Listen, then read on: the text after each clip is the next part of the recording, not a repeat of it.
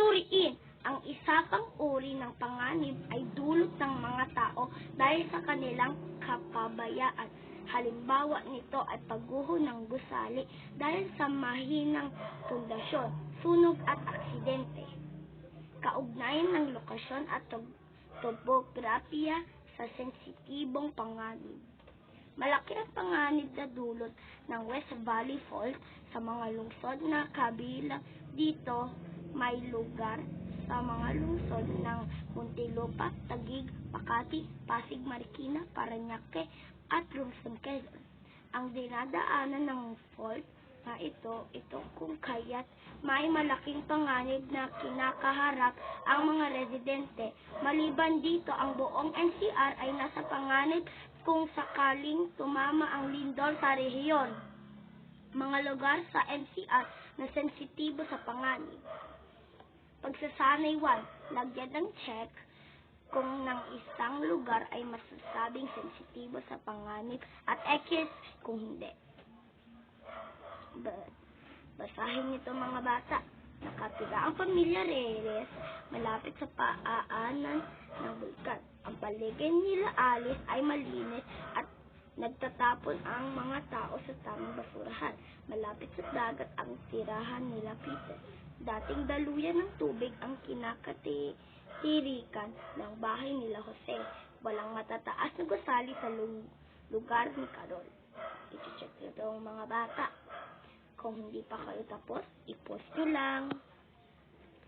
Ito, ipopost nyo lang, isulat kung tama o mali ang bawat pahayag.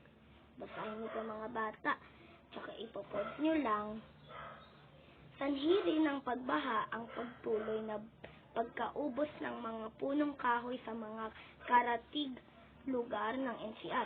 Dahil may mababang lugar sa NCR, ay madaling tumataas ang tubig baha. Ito ay nakaka-epekto sa mga residente sa lugar. Ang NCR ay ibig National Capital Region. Magtala ng 5 lungsod sa NCR na dinadaanan ng West Valley Fault.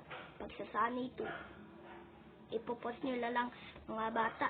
Ang NCR ay bahagi at napapaligiran ng mga fault o mga biyak sa ilalim ng lupa na gumagalaw sa tuwing may pangyayari. Isa sa kilalang fault sa NCR ay ang West Valley Fault. Ang mga katangian ito ay ng NCR ang naglagay sa rehiyon bilang mga sensitibo sa panganib. Maliban dito, ang NCR ay naging sensitibo sa panganib dahil sa mga gawain ng tao. Halimbawa, narito ang pagtatayo ng mga gusali at tirahan sa mga dating daluyan ng tubig. Ang hindi wastong pagtatapon ng basura ay nagdudulot ng pagbaha sa iba't ibang lugar kapag tag-ulan o may bagyo.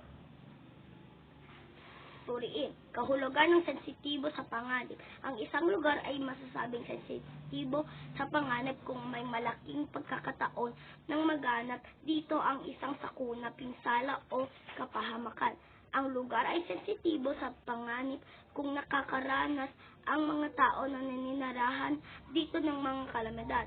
Halimbawa ng mga kalamidad ay bagyo, baha, lindol, pagputok ng bulkan, tsunami, at pagguho ng lupa. Ang mga panganib na ito ay dulot ng kalikasan. Kahulugang na sensitibo sa panganib. Ang ating kapaligiran ay nagtatalagay, katangian, nag-iiba-iba ang bawat lugar dahil magkakaiba-iba rin ang mga anyong lupa at anyong tubig na makikita sa isang lugar. May mga lugar sa NCR na maituturo bilang mga lugar na sensitibo sa panganib. Bye-bye class! Like and subscribe to my channel and hit the notification bell so you can see more videos like this video. Bye!